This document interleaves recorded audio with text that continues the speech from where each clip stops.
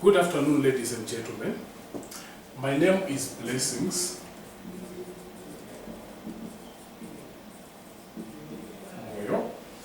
I'm the Group Chief Executive Officer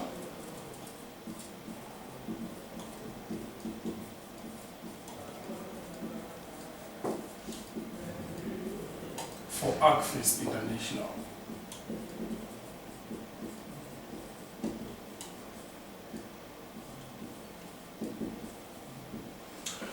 I qualified as a certified public accountant with the Institute of Certified Public Accountants in Ireland, and I'm a qualified accountant. I'm practicing. Our firm is a firm of accountants, auditors, management consultants, and strategic consultants. So I do training, and in this video I would like to explain the concepts of cost of capital to you.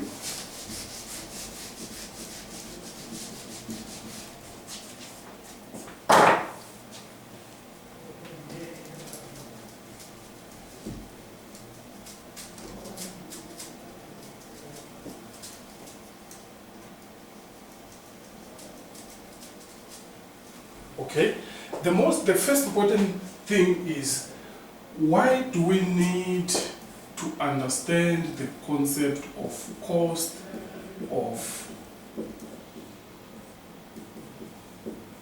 capital, right? An investor who puts money in an organization would need a return from his or her investment. So the cost of capital is what investors require by investing money in your business, right? We have different models or different theories in terms of how we calculate the cost of capital. But in this presentation, I will concentrate on the capital asset pricing model. The capital asset pricing model is a concept which explains to us in depth how we come up with the cost of capital of a business, right? So the cost of capital is made up of basically two components, which is your cost of debt and your cost of equity. The capital asset pricing model is used to calculate the cost of equity. So if you want to calculate the overall cost of capital of the firm, we will then calculate what we call the weighted average cost of capital work. Right? So the weighted average cost of capital is then composed of the cost of equity and the cost of debt. So let's start by calculating the cost of equity, because it's the most complicated. The cost of debt is not as complicated. The cost of equity includes more risk. That's why it is more difficult to calculate, right? Now, according to the weighted average, according to the capital asset pricing model, the cost of equity is calculated by a formula which is KE is equal to RF plus B multiplied by RM minus RF. Right? So let me explain what this means. This is how we calculate the cost of equity. Right? The cost of equity is made up of two components. The risk-free rate, which is a return on government bonds, right? Plus the beta of a stock, right? Multiplied by, this is known as the equity risk premium. In other words, we are saying that what are the investors requiring as a return by growing the investment in bonds and investing their money on the stock market, right? So the risk-free rate, we get it from the government bonds. Then the beta of a stock is affected by the riskiness of the investment.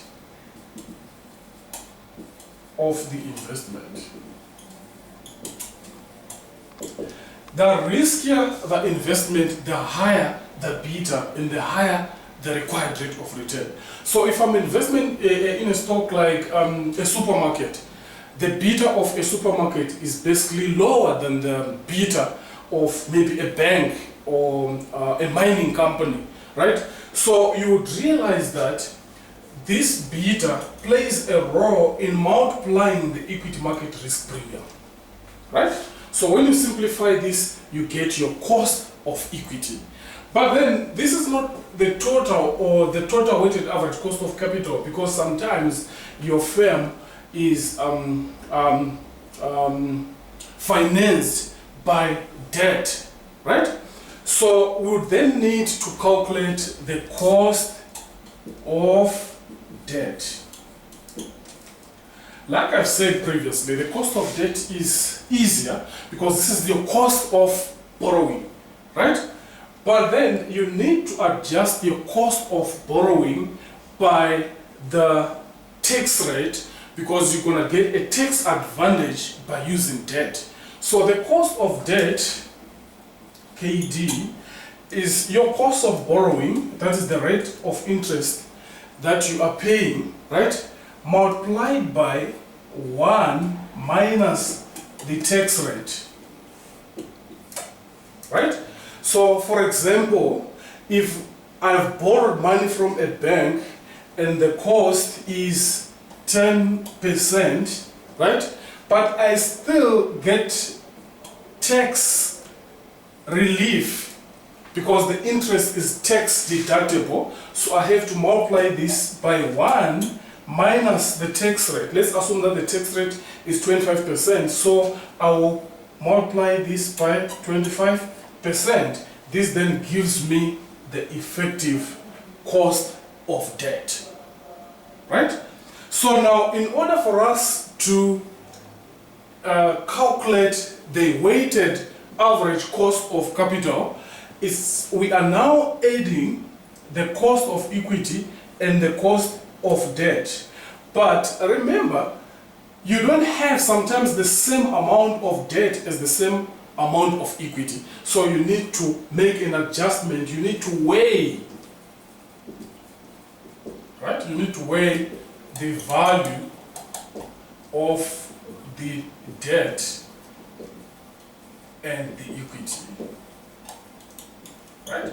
So we weigh this using market values. So one of the commonest mistakes which is made is to use the historical cost, instead of the market value, right? So now let's have our formula for calculating the weighted average cost of capital so that we can get our cost of capital.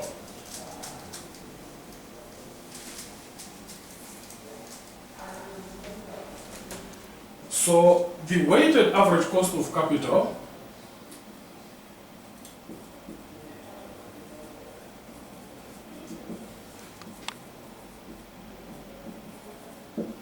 is then equal to our cost of equity, right, multiplied by the market value of equity all over the market value of equity plus the market value of debt plus the cost of debt multiplied by the market value of debt all over the market value of equity plus the market value of debt. Right?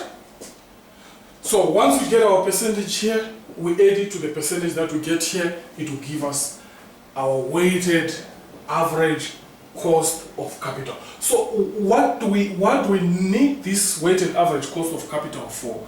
We will use this weighted average cost of capital to appraise investment